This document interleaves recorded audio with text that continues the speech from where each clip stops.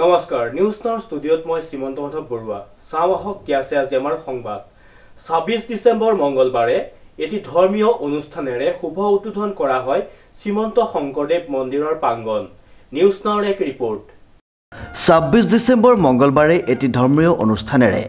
শুভ উদ্বোধন কৰা হয় শ্ৰীমন্ত শংকৰ মন্দিৰৰ প্ৰাংগণ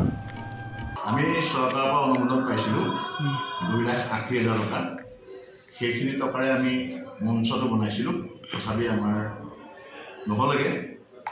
আৰু আমি এপ্লাই কৰিছো ইতিমধ্যে তেওঁলোকে আমাক দিম বুলি প্ৰতিশ্ৰুতি দিছে কিন্তু কেতিয়া দিয়ে সেই কথা নাজানো আমি 2,80,000 টকাৰে ইমানখিনি কাম কৰিছিলো আৰু আমাৰ নামঘৰ পুঁজিৰ পৰা সেইখিনি যিখিনি আমাৰ লাগি থাকিছে সেই নামঘৰ পুঁজিৰ পৰা আৰু আজি বিশেষভাৱে এই মঞ্চটো তেওঁলোকৰ আমাক আজি সঞ্জয় দিয়াৰ পিছত আমি সেইকাৰণে মুকলি মঞ্চ পাতি ইয়াতে চিলাই কৰিছোঁ উল্লেখযোগ্য যে যোৰহাট চহৰৰ মাজমজিয়াস্থিত 1926 চনতে স্থাপিত শ্ৰীমন্ত শংকৰ মন্দিৰৰ এভাগী প্ৰাংগণ স্বৰ্গীয় নগেন্দ্ৰনাথ বৰা আৰু স্বৰ্গীয় নিৰদা বৰাৰ সোঁৱৰণত সহস্ৰাধিক ভক্তপ্ৰাণ ৰাইজৰ উপস্থিতিত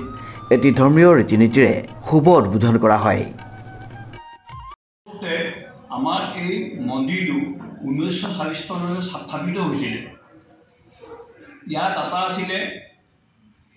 বৰুৱা পৰিয়ালৰ শিৱপ্ৰসাদ বৰুৱা পৰিয়ালৰ তেতিয়াৰ পৰা এই মন্দিৰটো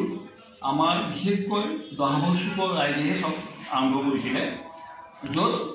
বেছি সংখ্যক মহিলাই আছিল আজি এটা আমাৰ অতি শুভ দিন এই আজিৰ দিনটোত আমাৰ মঞ্চৰ লগতে মঞ্চ আমাৰ মুকলি কৰা হ'ল আগতে এতিয়া প্ৰাংগণ মুকলি কৰা হৈছে তাত আমাৰ অতি হেঁপাহৰ বহুদিনৰ অতি হেঁপাহৰ মঞ্চ আমি পাইছোঁ আৰু সেইকাৰণে এটা পৰিয়ালে এই মঞ্চ আমাক দান কৰিছে মঞ্চ আচলতে নহয় প্ৰাংগণ হ'ব প্ৰাংগণ দান কৰিছে সেই পৰিয়ালটোৰ নাম হৈছে আমাৰ স্বৰ্গীয় নগেন বৰা আৰু পৰিবাৰ নাম নিৰদা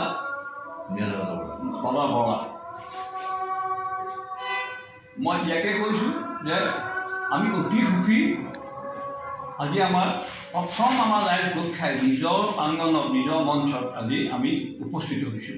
সেইকাৰণে আমি অতি সুখী আৰু এই দাতা পৰিয়াললৈ আমি ধন্যবাদ জ্ঞাপন কৰিছোঁ ধন্যবাদ উদ্বোধনী অনুষ্ঠানভাগী বিভিন্ন ধৰ্মীয় কাৰ্যসূচীৰে অনুষ্ঠিত কৰি সন্ধিয়া সফলভাৱে সামৰি পৰে শ্ৰীমন্ত মাধৱ বৰুৱাৰ ৰিপৰ্ট নিউজ নাও।